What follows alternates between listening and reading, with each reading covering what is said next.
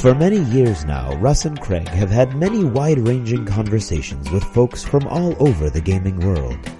This is one of those conversations. D6G, The Lost Chapter.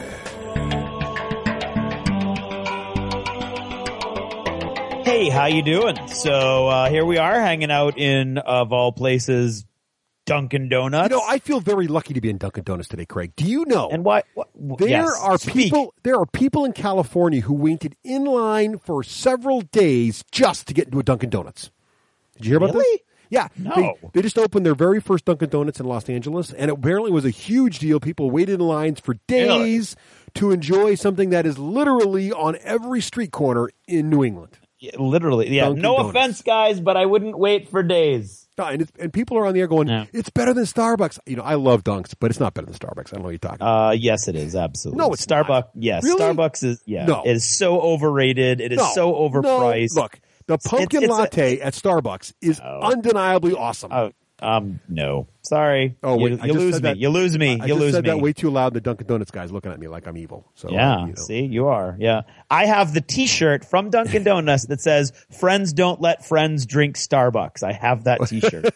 Or speak for Italian. I got to say the Fertalian commercials were some of the best ever made. That's for sure. No, they were. But they do actually have that T-shirt. I want a Very made by Dunkin' Donuts. Yeah, it's very that's funny. awesome. Well, I do like my So Dunkin' anyway, Donuts. so I we're will here. say We this. are. I will say this: the Dunkin' Donuts pumpkin muffin is by far the best pastry. One of the best pastries on the planet. I don't care if you're in France or wherever. Dunkin' Donuts pumpkin muffin. Oh, wow. Try it out. Okay, send your emails. Backing it up. Pour français. Don't send me an email if you have French. not had a Dunkin' Donuts pumpkin muffin. You don't have a ground leg to stand on if you haven't had one. Just saying. Don't even bother. All right. Speaking of strong opinions. So, oh my God, Russ. How'd you like I did that? Speaking of strong opinions. I'm looking at our Twitter feed and it's burning up. Oh man, and our email and the DACA boards, and so we did this episode back in episode 152. Yeah, so not that long ago. We thought it would be fun to have John Regal from DACA on the show to talk about Warhammer 40,000 7th edition. Yeah, you know, why not? Now, in our defense, our theory was not to review the game necessarily, not necessarily, but to discuss the whole GW situation and coming out with a second edition less than 2 years before the last one came out. Edition, but yes, right. Another edition. Yes, right. Sorry. Yeah, I'm starting to side with the people who hate us, and it's your fault. And so, so that was the theory, and I was fascinated by the fact, so this is mainly my fault, because I was fascinated by the fact that John Regal, who was such a huge proponent of 40K through the entire continent, has basically lost the love for it. Now, I didn't think it through. And I didn't think. No, don't be an apologist. No. apologize. I'm just let me finish. Gosh, you're so overpowering. All right, overbearing, overpowering. That gives you too much credit. I'm gonna have another pumpkin muffin. So yeah, why don't you go have a pumpkin muffin or something? Fine. So if we had thought it through, I think I would have done everything the same. I think, but I think I would have tried to have been even stronger with my opinion to try to offset a little bit of what was going on. So the goal was not a hate fest, although I do know that a lot of people felt that way. And it did turn into a review of the game. I thought John did a great job reviewing all the changes in the game. Right. And the interesting thing is for all the, and I, once again, I must say, I love our listeners. I think they're awesome because even though many of them clearly haven't had their sacred ox gored, every email that I saw, I don't look at the Facebook. So all the emails and the Twitter messages and the Patreon messages and and everything that I saw were still very reasonably toned, and nobody was like, F you, you effing blah, blah, blah. I hate you. You're hate, blah, blah, blah. I mean, it was really like, there was a lot of, no hate, just disappointment. Well, no, I don't think, so I think it was interesting. This is one of the most highest volume feedback shows we've done. We have had a few of those. And don't forget, we should harken back to the fact that while most of the episodes we do are reviewing games we love, we do occasionally review games we don't like. For example, Craig was kind enough to review War Machine, even though he doesn't love it. I and Rafe both reviewed Agricola, even though one of us doesn't care for it. And in fact, the very, very first episode of the Sixth Generation was a compare and contrast, which got very heated between Games Workshop and Privateer Press. In that episode, I pretty much was kind of bashed GW quite a bit on that one too. So, and we've always said controversial in our tagline because part of the fun is to actually try to be as honest as we can. So while we don't generally try to do an episode that is entirely about a game we don't like, Right. and I don't think that episode was really, I didn't intend for it. I don't think any of us intended for it to be that way. It may have came across that way to some people, but I will say this. It is almost 1-to-1 ratio between people who send us emails being frustrated that we violated our no hate policy with people who send us emails saying, that was a really open and honest review, or even better, that sounds like the kind of 40K I'd like to play. I'm going to go buy it. Damn you guys for making me spend more money. So on some level, we got the message across to some folks that there's a lot to like about 7th edition. There's also some things, though, that competitive players like myself may not care for, and John. So that's, and I think the ball may have been dropped there because I know Craig and I like to poke fun at each other about the games we like and don't like. And so I'm sure I came across as, digging him on how much 40K has in my eyes fallen. And I think that may have added to the tone of the situation. And maybe I was taking glee in the fact that 40K had some holes in it. But that was not my intent. The intent was to be as honest about the rule set as possible and really to examine the rules and look at what's changed and what people might like and don't like. Right. So we thought we'd take this time, though, to go through that episode and in particular go through the responses to the episode, sort of like a mailbag, if you will, and kind of respond to the because to be honest, as Craig said, we got really very, very well thought out, very politely worded emails back. And I think it's only fair that we take a time to look at those emails and kind of give you guys and tweets and take and Facebook postings and get back to you guys on what we thought they were. So why don't we just start? So let's see. Yeah. Well, let's start with the newest social media. Okay, which would be Patreon, Twitter. Oh, okay. Patreon's not social media. I would dislike it. All right, fair enough. So, all right, so we'll start with Twitter.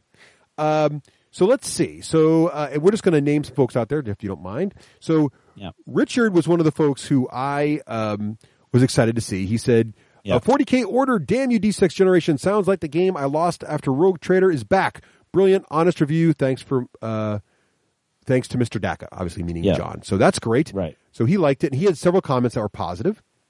Right. And the key is, I think what the pattern I saw forming was most of the people who were I think offended might be a little too strong, but I think not too strong for some of you, but as a group, but they felt that it was too negative overall. Were mainly 40K players, although there were some people who were just like the tone in general didn't do it for you. Right. And the people who were either neutral or positive were not 40K players. And of course, you can toss in the War Machine Hordes fans that are like, yeah, that was awesome. I thought it was totally legit. So well, I don't think we got too much of that, bias though. in another direction. I think like this guy here, Rob. Thank you, Rob. Tweeted it. It was, meaning our episode, it was great fun. The guys are right, meaning us. It's not a competitive game anymore, ... Thank God. So there are people out there, and Ryan in our chat room just said, is it fair to review 40K as a competitive game, even though GW takes it as far from competitive as they can? And have made it known on several occasions over the last several years that it really.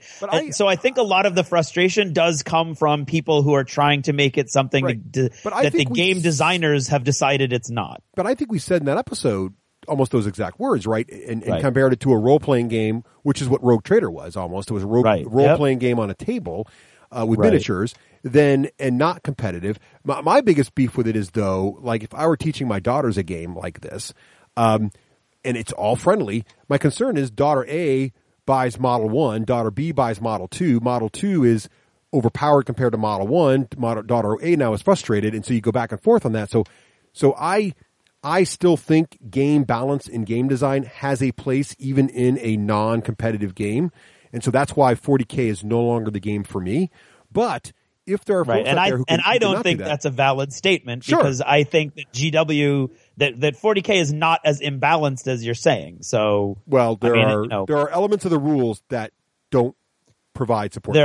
There are elements of the rules that are that do that. That's correct. But if you take a 25-point guy and a 25-point guy in general, they're going to be commensurate with each other. Oh, I don't think that's true. I think you're looking through very gloomy colored glasses, Russ. So okay. I think in an ironic moment of sort of I think it's clarifying ourselves, you are sort of revealing. No, I definitely bias. There's a bias there, and everybody knows it. But I think I have never been. Well, I don't think I've ever been hit since episode 1. My bias against 40K has been pretty clear.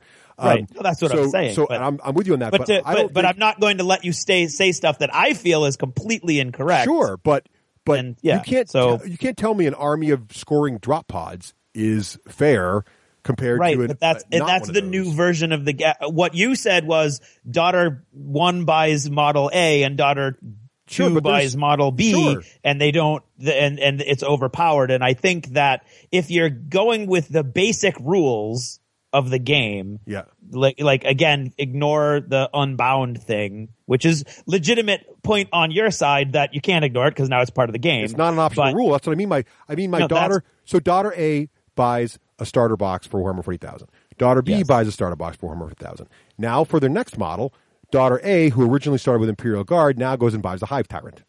Right. Daughter B now has to go buy something. You know what I mean? Like there's not kids.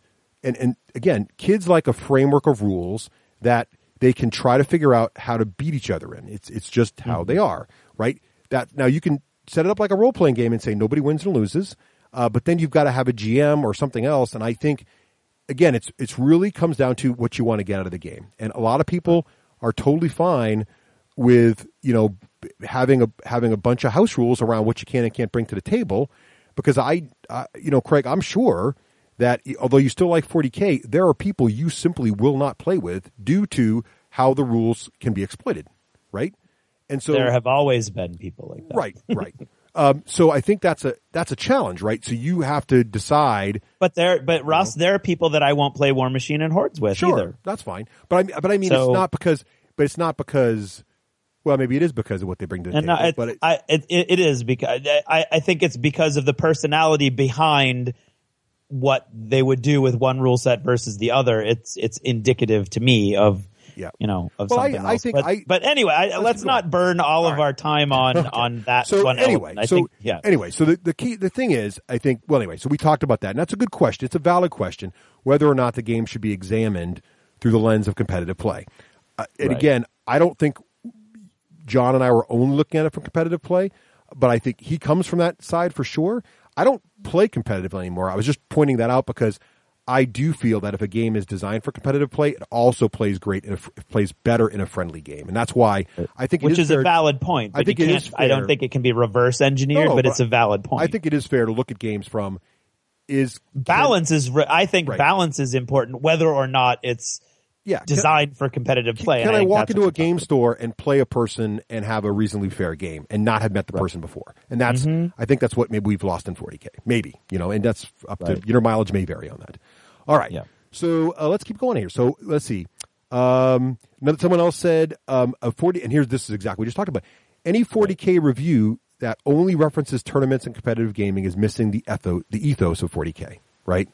So he's hearkening back, and rightfully so. This was Greg Dan. That's Greg on Twitter. He was hearkening back, and rightly so, to the roots of Rogue Trader, which was a game that was not at all competitive. Right. I mean, it was a very much, you just play with what you have. There was tables to roll to see, what the powers of your chaos guys were, and some of them would be, useless, and some of them would be, have las cannons shooting out of their hands, and it was sort of one of those things but you just rolled it up and saw what happened and had fun and didn't worry about who would win or lose. And so if that's the kind of game you want, then 7th edition is going back to those roots, right? What's next? What did Will say here? Well, Will said, and I think this is, I think Will probably plays War Machine. Yeah. Loved the D6 Generation 40K 7th edition episode. They should review games they don't like more often. Smiley face, breath of fresh air. So you think because he liked the episode, he must be a War Machine player? No, I'm saying he liked that you didn't like 40K is clearly what he's saying. Oh, you think so? Yes, he's saying he loved the episode. We should review games, quote, we don't like more often. Right. That's you, and to a lesser extent, John, talking about a game you didn't like, theoretically. Well, people like and to me, I'm not saying that more of a joke about War Machine, but he's clearly enjoying it because you don't like 40K, which is more of a Schadenfreude scenario. Maybe. Maybe I took that. I have a German exchange student. She keeps correcting me on that pronunciation. I took that. Don't ask why I keep pronouncing that word. I took that as he liked the episode. I think the thing too is, while we don't, so it's almost like, let's say you're into computers, right? And let's say you don't like Apple. Let's say you only buy Google products, but you really need to talk about the fact that Apple just had a huge announcement last week and they're big. So that's another reason we kind of have to talk about GW. It would be. Oh, no, I totally agree. It would be tough for us to never mention GW on the show or review any of their games. Especially when they come out with a new edition and it's within years of the last. Right. I mean, there's a lot of reasons we needed to address it. So I think we need to talk about it. And hopefully the episode was mostly full of facts about the game and didn't come across as, hateful. So I took Will's comments to mean more like, it's nice to see that the review wasn't totally, oh my God, it's the best thing ever, which is a lot of our reviews. I mean, a lot of our reviews are really pretty much, go buy this now, it's awesome. But, maybe he's a War Machine player. Who can say? No, who knows? All right. Someone else responded to Will, who loved the episode, saying, agreed, I dined on that episode all week. So which again seems a little gleeful, but, who knows? Well, maybe he just liked the show. All right. So then, let's see. Hogfoot said it was very informative in the end. For someone who grew up with 40K, extremely useful. No hate. So maybe he also is a War Machine player, or maybe he just liked the way we took a balanced and fair approach. See, I did that. I don't know. There's no, for someone who grew up with 40K, he found it extremely useful. There's no. See, you're not getting the War Machine thing that I'm talking about. I'm not getting it. We'll just move on. We'll just move on. So you're not getting the whole page 5 vibe that I'm pushing out there.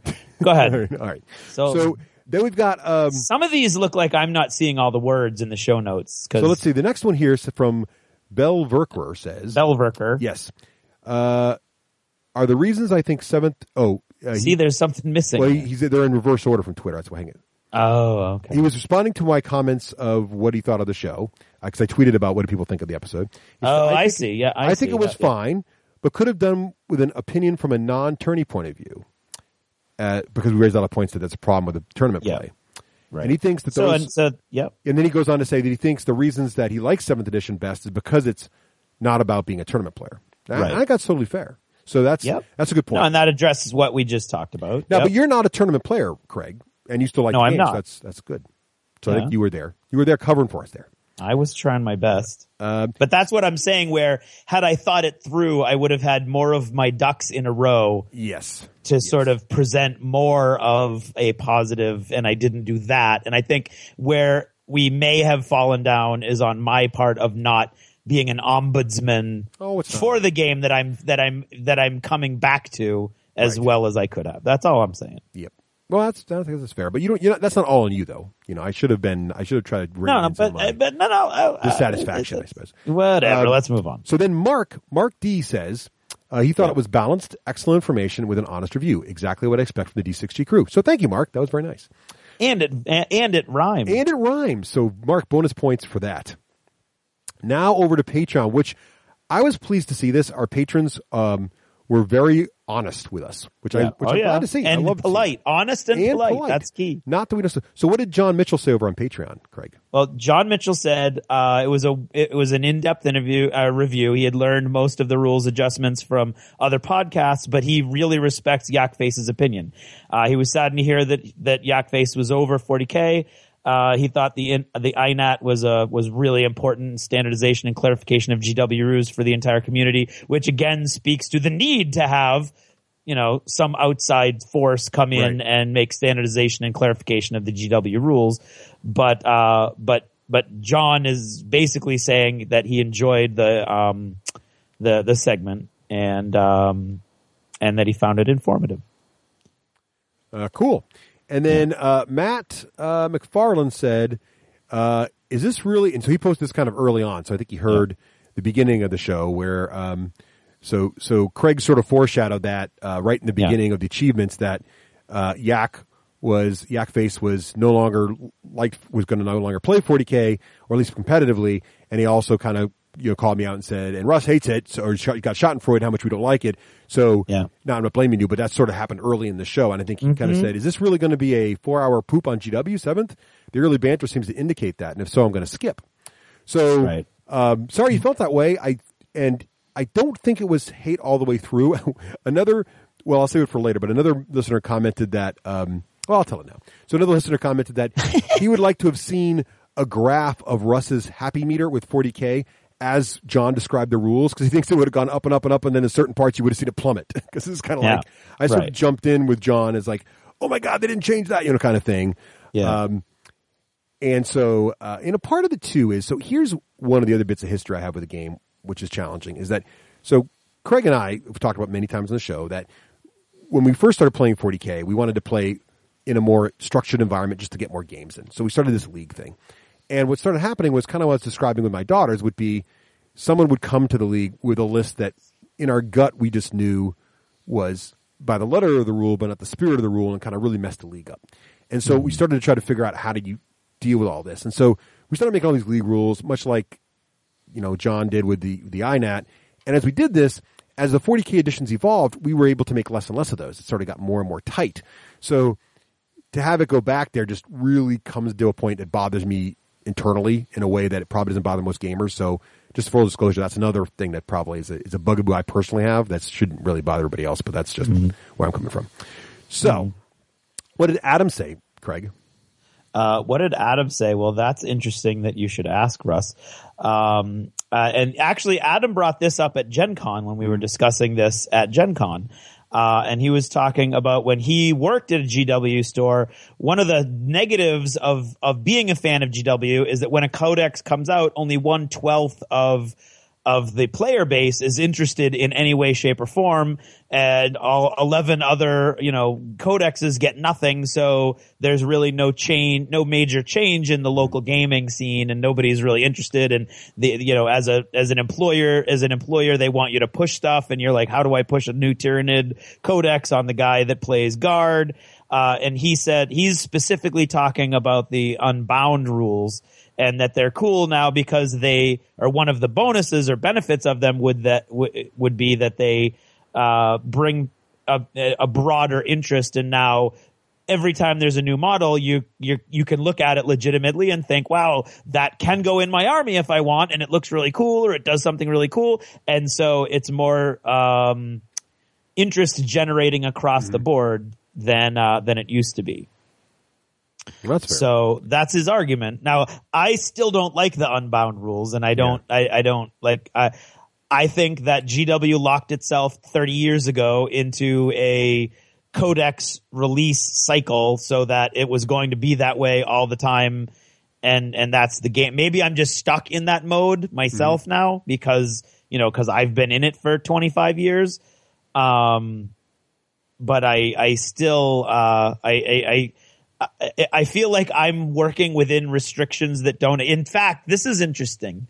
Or I think it is. Maybe it's not. But right now I'm designing my pre-heresy army, and it's gotten, of course, much larger than I thought, and I'm actually spending money on it, which is unfortunate. But and I really want to have a squad of Praetorians, just like in the Galaxy in Flames, the third book in the Horus Heresy series, where they send one squad of custodes to oversee the War Master. And so I've decided, what would be really cool would be to put a squad of Grey Knights and paint them up because they have the halberds with the guns and everything. And so I could literally do exactly the equipment loadout that I want to do for the Adeptus Custodes with the Grey Knights, and I've found models, and I'm all excited, and I'm buying enough so that I can do it legitimately with the Allies rules that existed last edition. So I feel like I'm playing within these structures that don't exist anymore, right? And which is an odd experience to me, and yet at the same time, I don't want to go outside of them. So I find myself, buying enough models for an HQ and 2 troop choices, even though that doesn't fit the story fluff, or I can just do an Unbound army that does that. But then I feel like it's Pandora's box. I don't know. Right. So Yep. so I totally get where Adam's going. Where there's more than one reason to do this, but at the same time, I'm kind of like, I'm all set with still all set with the. With the Unbound rules. Now, long time listener, Ian. Yes. He was not pleased. He had one of the strongest opinions of anyone who of any of our listeners, and he is an awesome guy. He's really, really funny. He's been a long time listener. In his letter was extremely respectful and it wasn't like vituperative in any way. I just remember some other podcasters tell us what happens when they make their fan base angry and I as soon as I started reading his, I was like, oh my God, no. But I should have had more. And Ian, I should have had more confidence in you. I should have, and I apologize for the immediate gut reaction when I figured out that we had disappointed you. But Russ, what did Ian have to say about the episode? Ian, I'm going to read word for word because he was very polite. He said, "This was the first episode I have ever walked away from. If the person you are having review a game, and this is no criticism of Yakface, he's a gentleman and was very straightforward in all of this, tells you he is leaving the game you are having him review for you, perhaps it is going to be negative. Problem is, I am not a tournament gamer, and 40K is not a tournament game for me, so most of the criticisms fell on deaf ears. I am thinking that perhaps if there was negative balance of what to say on the issue, it was not a burning topic that needs awareness raised. Perhaps it is best left unsaid. It's your show and run it as you will, but what separates you from the rest of the tide of podcasts is your overall positive aspect. If I wanted hate and the mass amounts of disappointment became hate after a while, there is a half a dozen podcasts I can turn to for that. You guys keep it classy, and that's what makes you so special." So, Ian, thank you, for the kind words. It's very, very nice. Yeah. And he went on to say that he will continue listening, and he's not going to stop listening. But that he was disappointed about this one event. Yeah, and I think I guess I don't really see the hate. I think, and that's what I guess is, yes, we didn't love it, but at the same time, I think John presented stuff in a very fair and balanced way. I really don't think he went in and said, here's another stupid rule, and here's another stupid rule, here's another stupid rule. He didn't go that way. He went just said, this is how movement now works. This is how shooting now works. This is how attack now works. And even the few times that I kind of jumped in and said, what? Drop pod score? He said, well, I can see why they did it because there were arguments before, and he did try to take the opposing view. So right. I get it, Ian. We did not love 40K, and I get it that a lot of the I'm just trying to say, I think you're saying you didn't love 40K. You never loved it, so John you weren't going to love it coming in. John is so one of the challenges was that we did state very clear that John is leaving the game. So that message, no matter what else we say in the show, the entire episode is now colored with, we've got a guy we're interviewing on the show that was one of the flagship tournament organizer / player dudes, of 40K who's now leaving. So there's an implied message there, and I see what Ian's saying, that just by having him on the air, be our key person giving us the information on 40K with the announcement that he's leaving it at the same time does send a message, right? And that's what I see, and that was not the intent of that message, right? So that was something we should have handled better. But that said, I think John did a really good job of trying to keep it balanced, and I do just really want to stress my opinion on this, that I do think game balance is about more than just tournament play, and I really feel strongly about that. And But does your argument that you keep coming back to on game balance, are you still talking about the Unbound rules? No. Yeah. So because I'm arguing that the game is balanced outside of that. Well, I don't think so. With scoring units and that stuff, it doesn't.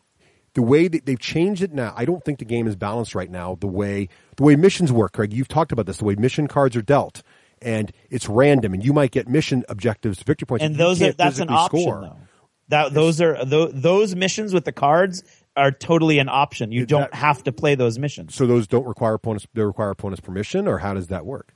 No, the game comes with like 3 different types of missions, and you choose one, or you roll randomly to see which type of mission you're going to play. Right. You don't have to play that entire group of missions. So it's just, and there's that, and then I think also there's the idea that I just truly don't think that 50 points of Imperial Guard infantry is equal to 50 points of Hive Tyrant, and that is the only balance now in 40K. The only balance is so a Hive Tyrant doesn't cost 50 points. A Hive Tyrant costs like 250. Okay, so fine. you're telling me that I can't put together a platoon of Imperial Guard that costs 250 points that will give that Hive Tyrant a run for his money? Because I think I can. I don't think so. I think that you have to go to, like, if you don't think one-sided games can happen in 40K 7th edition, then I can also say that that's going to happen in War Machine and Hordes. A one-sided game can happen in any game. Yes, but War Machine and Hordes one-sided games happen. In other miniature games, and it's not just War Machine, I would say Malifaux as well, in other miniature war games today, one-sided battles happen usually based on opponent's skill, not always based on lists. There are lists, you can counter a lot of things with lists. I do think now there are going to be lists that you can put down on the table in 40K 7th that are just going to want to make you walk away from the table. You're going to be like, I don't even want to fight that. Now I know there's combos in other games too that happens with, but I just don't get it. I really don't. Right, I think there is a blind spot in your analysis that you don't get it. Is what I'm saying. Right. Because I could put together a War Machine list that's like all jacks, and if I've got an even, if I'm going in there with a really cool fluffy list, I'm going to get my butt handed to me.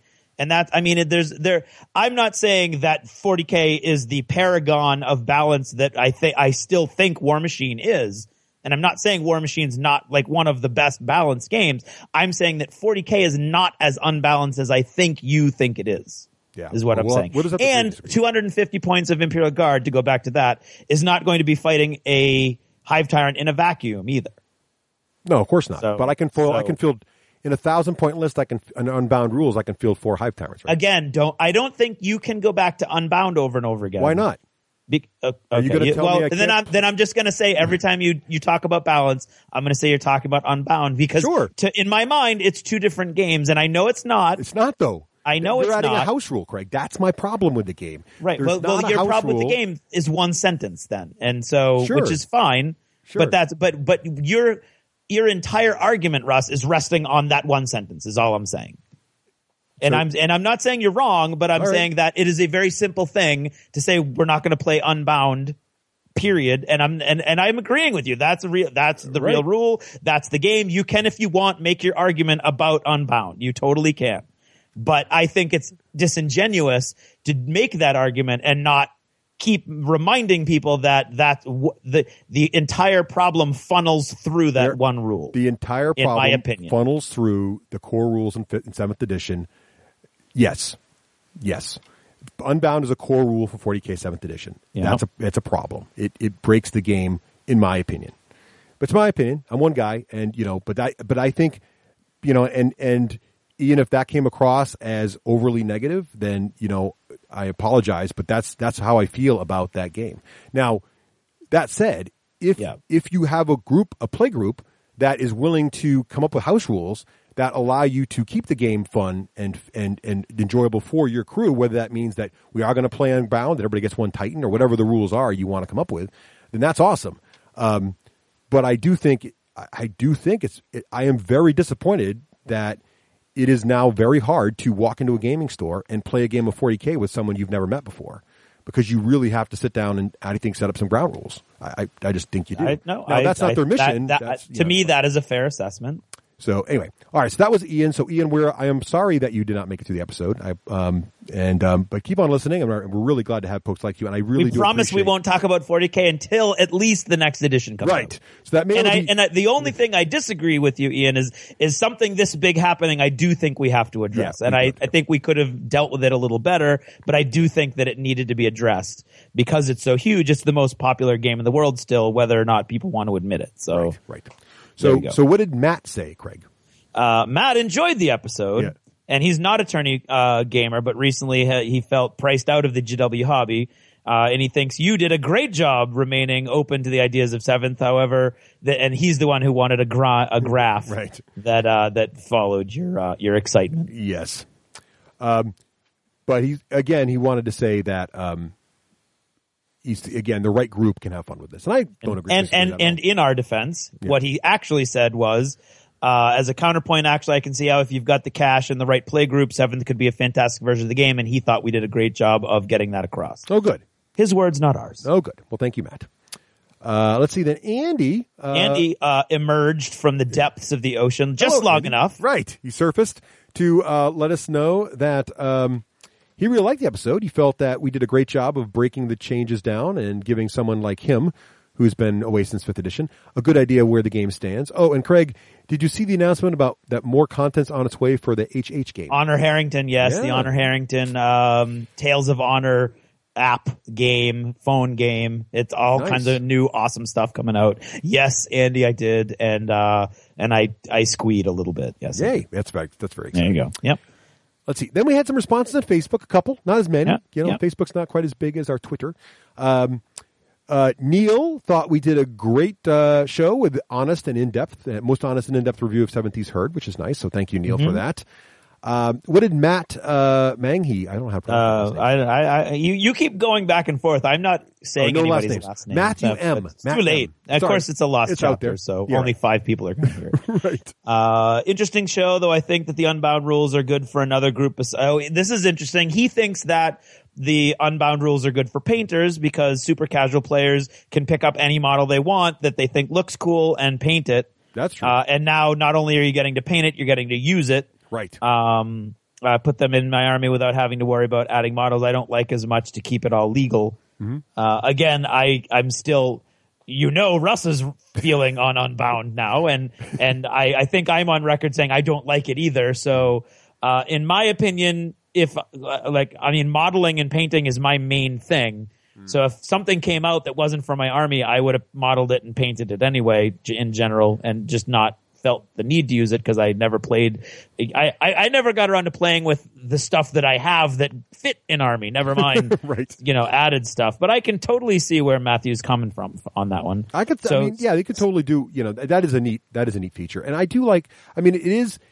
It's nice that you can bring whatever you've got in your collection to the table in a giant force of awesomeness. Right. And it does. And another argument that we heard was that it allows you to have these big giant tank battles or these big giant, and it totally does do that. Yeah. But to be honest, to take the opposite argument of Russ's and sort of like put it in the Strangeo universe, you could have totally done that in the last version of 40K, except that there was a single sentence that said you couldn't. So, so it's like, there's like this little doorway, and you open it and you go step into the next room where, you can have as many tanks as you want. We used to at DACA all the time, and we called it a mega battle that had no restrictions at all, and nothing was stopping you other than that one sentence about force organization in the other direction. So it's I guess it's what direction you're looking at. But yes, you totally can do all these cool battles, and now you have the mantle of sanctity that you can wear while you're playing them. Yes, indeed. So that was great, and then we got a couple emails. Yep. And again, some of these are positive and some of these are negative. I think this goes to show that Twitter is our most responsive medium, though, people tweet. They tweet a lot. Oh, we also got a lot of response on DACA. We should go there too in a minute. Yes. So first of all, Big Daddy Rod sent us an email. And he sent us a lot of information, so I don't want to give out where he lives and stuff. But he's been listening to us for a few months now, ever since he spotted us on the Dice Tower. So thank you for that, Big Daddy. And he's been a board game player, but this last episode of 40K got him curious and intrigued, the one we talked about 40K, and he wants to know how to start a 40K army. So he's reaching out to us via email to ask if we give him any advice on what to buy and what to start with. And Craig is nice enough to respond with a lot of good ideas on how to start the army. So I really like this email because it made me feel like, okay, so I know we had some negative elements in the episode, but at least it didn't sound to someone who had no preconceived notions. Obviously, they weren't coming in as a fan of 40K and worrying we were goring a sacred cow, right? Is that the right phrase? Yeah, sacred. Yes, Sacred Cow is a little bit different, but yeah. Okay. Sacred goring the sacred ox, Okay. but I think we're mixing metaphors Yes. now, so you run with it, Russ. I think You some start a people- stampede with that holy cow. So we definitely have some negativity in our episode, no doubt about that. But I don't think it was maybe as pronounced as some folks who are really into 40K maybe thought. And here we have a neutral party who's like, you know what? I heard that. That sounds like a fun game to me. I want to check it out. So I'm excited that we at least did a good enough job getting the rules across that people who were neutral coming into it or never heard of 40K or at least never tried 40K before now think it's exciting to fun. So and I think in the very end we kind of said it's now a miniature role-playing game, if you will. And I think that's a nice compliment for the game. And I think it's something that makes the game cool if you go into it understanding that. And that's what I think is good about 7th edition, the parts of 7th edition I like. Right. And then Craig, Brian had a long letter. So what were the gist of Brian's here? He was not quite as pleased as Big Daddy was. No, his take was very similar to Ian's in that he felt that we were overly negative, and then he goes on to defend 40K 7th edition and then explain what he actually was his email that talked about all the cool major battles you can have with unbound armies. And he's not the first person to say that it's strange that our no hate policy seems to stop at the 40K door. Which I think there is some validity to that. That's a fair statement. And although we did record a review of Agricola, in which I pretty much bashed it the entire time. Right, that's true. But that's okay, because Agricola really is that bad. No. All right, fair enough. Just kidding. Right. and Craig does poke fun at elements of War Machine when we review it as well. So maybe I'm a little stronger. Not element. Well, yeah, if you're talking about the little tiny legs. Well, page 5, I think, that's not the game. That's a philosophy that really causes some caused. Not anymore. It just sort of disappeared. Just pulled out there, right. Yeah. And again, much like we said to Ian's thing, I'm sorry, Brian, that we did not it was something you didn't enjoy. But again, I hopefully elements of this lost chapter give you more insight into my past in an effort to kind of let you understand why I feel the way I do, but also to let you guys know that there was positive feedback as well on this, and that for most folks who felt we were overly negative, there were quite a few folks out there who felt that, hey, this was fair, and better yet, I want to try the game out now after hearing what you said about it. So that makes me feel like, it is a controversial topic. It is whenever you talk about anything that people are passionate about, and say whatever you want about Games Workshop, but they have passionate fans. And that really speaks highly to the quality of their company and the quality of their products. You don't get a passionate fan base like this unless you're like a Games Workshop or an Apple. You can't talk about the new Apple iPhone 6 without pissing somebody off unless you say it's awesome. Because, there's a lot of fans out there who are going to tell you that every single thing about that iPhone 6 announced 2 days ago is flawlessly awesome. And if you disagree with that, you just don't understand, and why are you being an Apple hater? Right. And, am I completely fair and unbiased? No. But I think the things we're critical on are fair to be critical of. And but I also think we said, hey, if you're looking for a game to play and some fantastic models and just have fun with it and not worry about who wins and who loses at the end, it's a good game. And I think that's where maybe that's maybe that's hateful, but I think that's our thoughts on that, or my thoughts on that. I don't know. Yeah, Craig's a little different. And if you like, we can go to DACA for a few minutes, because DACA pretty much mirrors exactly what was going on in all the other. There's pretty much a post. We have Mesmeron who is completely positive and thinks that it was a big deal that Yakface felt the way he felt. Spooky Ian voiced very similar concerns as his email on the Patreon, and then a very interesting go back and forth starts with Yak Mandu went on there with a very supportive email, and then Mesmeron and Spooky go back and forth a little bit, where very friendly though, which is nice. Very friendly. Like again, our listeners are awesome. Yeah, you guys are awesome all the way across. And then I think it's only fair that we mention that John did come into. John reads our DACA comment section, and he did go in there and he apologized, and he wanted everybody to know that we didn't ahead of time, plan out a pile-on session or anything. And that, in fairness, he has been our go-to guy for 40K since we started the podcast. So he's been with us all along. He's the official 40K D6G expert. He basically is, and it makes perfect sense to have him. And again, I wish I had gotten my support ducks in a row, but I did not. You're not wearing your support underwear. Yes. What I didn't even hear the first part of that. Just the last word, and I'm a little. You weren't wearing proper support. That's all I'm saying. Oh, great. Yes. Okay. And there is a War Boss Hazrat does think you took an unholy glee in the negativity. May have happened. But there may have been that, and I may have felt that. And again, he says it as well that this wasn't his episode. He really didn't like it, but keep it up. He's still gonna. I don't think we got a single rage quit, which is good. Which is good. At least not one that responded to us. But I think the big takeaway for me on this was that I am extremely flattered and amazed by the quality of our listeners and how polite and friendly you guys are, even when you disagree with us, and how passionate you are about our show to take the time to write these really nice, thoughtful, well-intentioned, well-reasoned, and well-intended comments absolutely. To say, hey guys, just want to let you know that and that's the big thing that bothers me the most about it is that if it was off-putting, then I am very sorry, because that was not the intent. The intent was to put a little tongue-in-cheek in, my frustrations with the game, but try to make sure we got you good, detailed, and accurate analysis of what 40K 7th edition is today. Right. And we got a lot of feedback that says that's exactly what we did, but I think we cut a little close to the bone.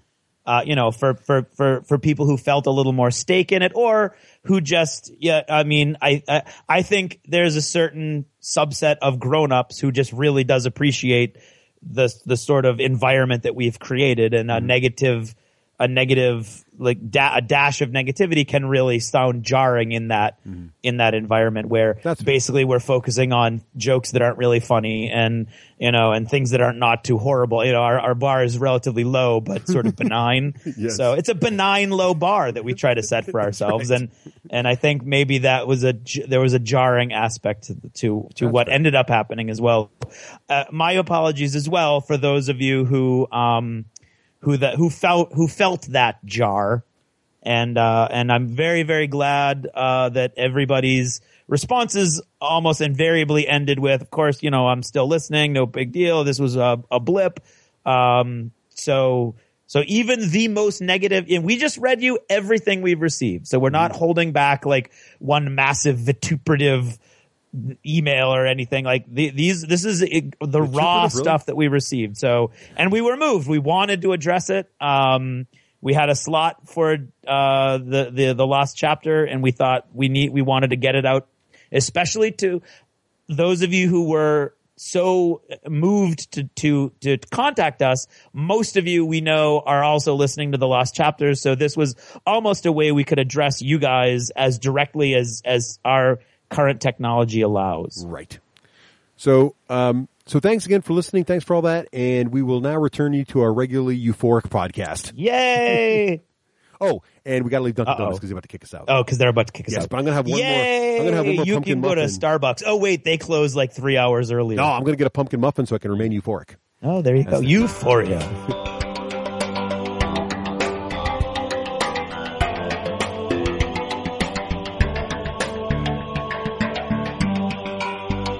Thanks for purchasing a D6G Lost Chapter. Supporting the show helps it grow.